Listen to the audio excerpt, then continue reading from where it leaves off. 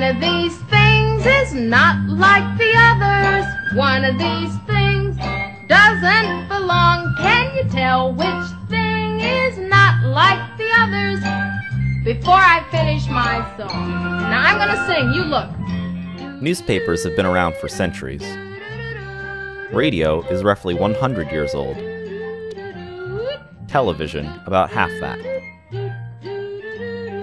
But social media isn't even a teenager.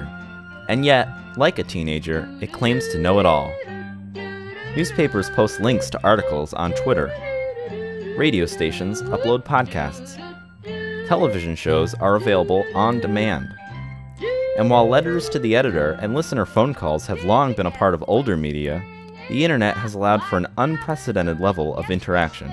So you can put down that receiver, stow away that ballpoint pen, because one of these things really is not like the others. Then you're absolutely right! But what exactly is non-traditional or new media? Pretty much it covers anything digital here. Leo Caldwell is the new media editor at the Courier-Post, a regional publication in South Jersey. I think that in different markets it might mean something else, but at the Courier-Post it means anything digital. Our social media, our website, our digital advertising, any sort of applications we end up developing. So in video, photo galleries, just any digital product that we produce. It's the technology has like disrupted the rules. Mark Berkey-Girard is a journalism professor at Rowan University. Because really journalism is about gathering information that people don't have already, or that's hidden, or that's kept secret, and then putting that out in a way that's useful and informative to people. I think the internet in general has done a couple things to publishing. It's one, there used to be kind of clear, this is radio, this is TV, this is magazines, this is newspapers, this is books, you know, whatever. And the lines between all those things have blurred. Now that digital's around, now that the internet and social media exist, that it puts print and broadcast kind of on the same level, because we're both competing on Twitter, we're both competing on Facebook, and it's the same idea. We're both doing video, and we've kind of become similar, as opposed to oh well, they're video now and they can give you the visuals. Moving pictures have a unique power. I could have taken a photograph of these ferns, but it wouldn't have told the whole story. Similarly, isolated audio would have left listeners confused. I could write copy describing the interaction between the ferns and the wind, but isn't seeing believing?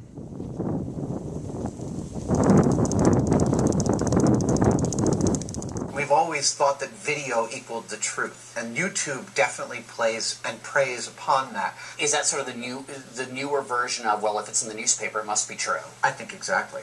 A recent story on CBS Sunday Morning featured correspondent Mo Rocca interviewing Adam Savage and Jamie Heineman from the TV show Mythbusters.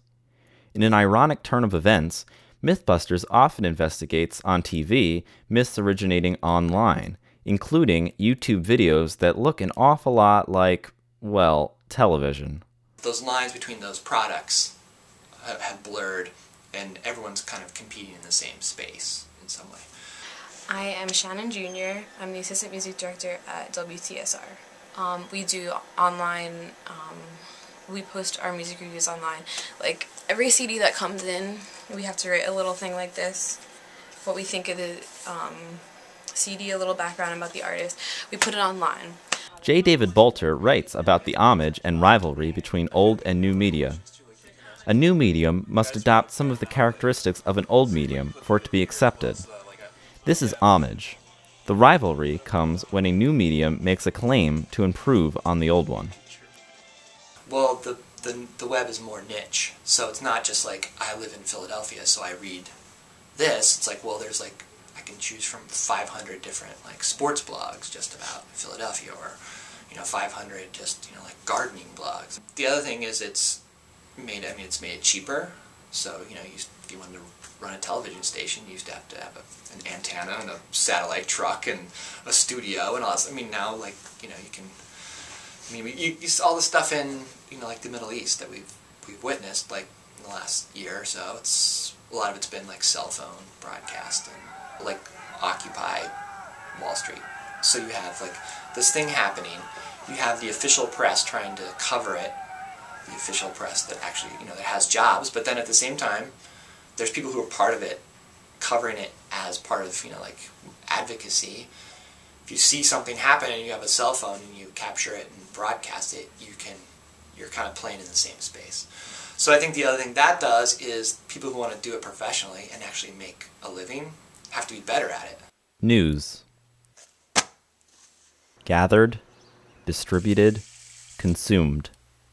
It was once this simple. Now we are immersed in a sea of information, where each droplet of water flows into one another and contributes to an ocean of knowledge.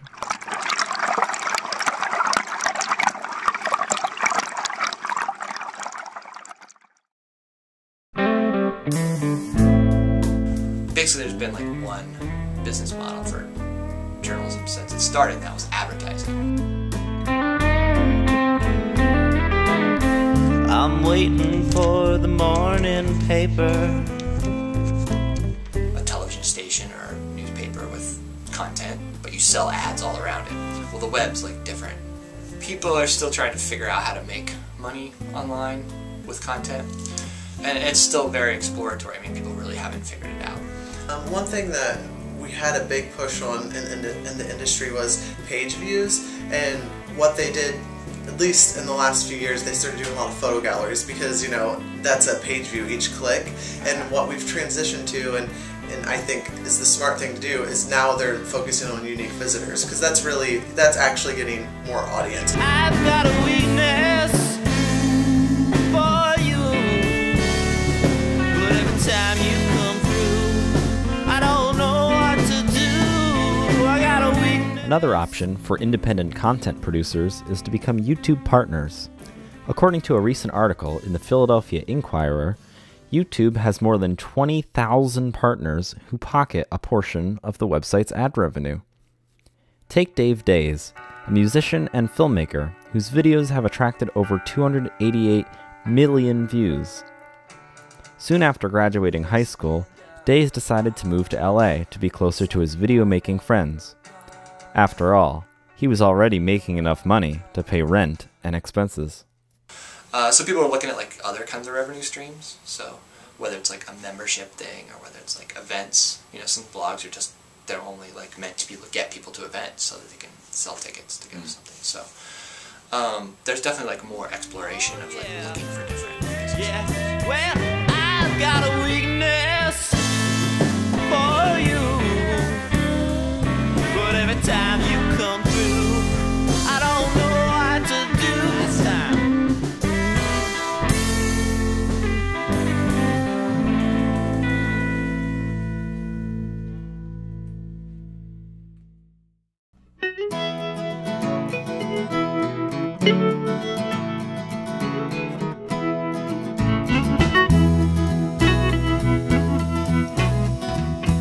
There used to be like a traditional pathway, like set upon like these were the rules. So when I graduated from graduate school in journalism in New York, what they told me was, all right, now leave, go to a small town, and work there for a while.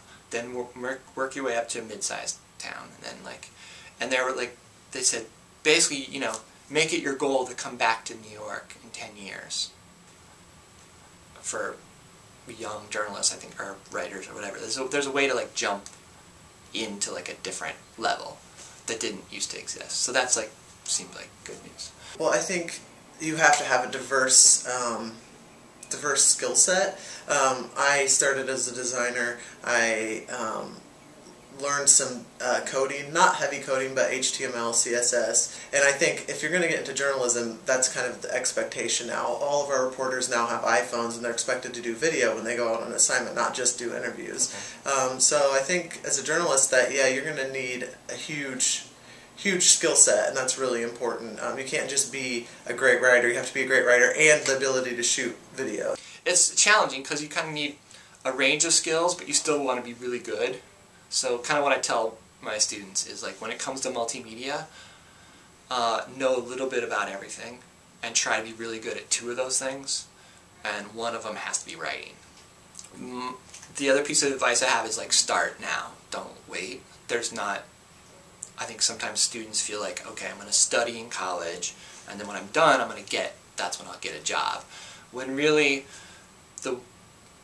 you kind of have to be producing stuff as you go, and probably the thing that's going to get you the job is the stuff you've already done, right? Because everyone's going to have like a degree and a couple of clips and a couple things. But if you can demonstrate like that you already have a project, and here's what it is, that will help you. Especially if you do some sort of package with it, and I think that if you have that in your portfolio to say, look, I made this video, and I wrote this text piece that goes with it, to show those two things together, yeah, I think that would be amazing, really, because, I mean, right now, I've kind of done, some interviewing with some candidates and stuff for a job here, and that's what I'm looking for. On the encouragement of professors and professionals alike, I set out to create a website that would combine different media. The result is South Jersey Echo, online at sjecho.com. My second story was the closing of the Morristown Skate Park.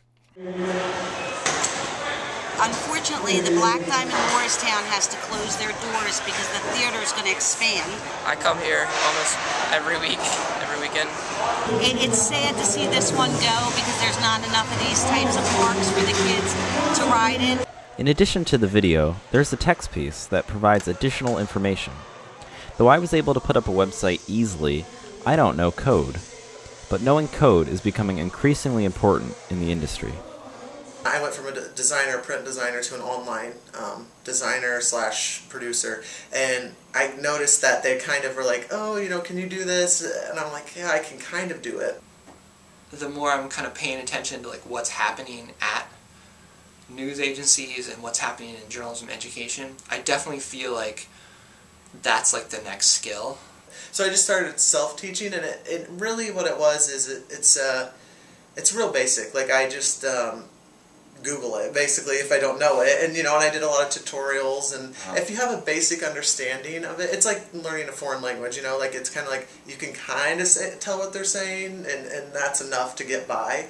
And so that's kind of where I'm at. I really feel like the journalists like in most demand are the ones who like, can you program as well? Like, can you turn this big data set into an app, that you can, or into like a graph or something. And usually if you have a big enough team and a big enough staff, like eventually I'll have a developer and I won't have to know as much, but it's good to know if they're like, the PHP is not, this code's not working, then you're like, oh, well, at least you kind of have an idea of what they're trying to say to you. But I think that's kind of like the next thing. Like I think, in part because everyone can write and everyone can publish, what's going to get people's attention is the ability to actually build something that's functional, that also informs people. I think there's like lots of different pathways, and it's kind of finding what you can do.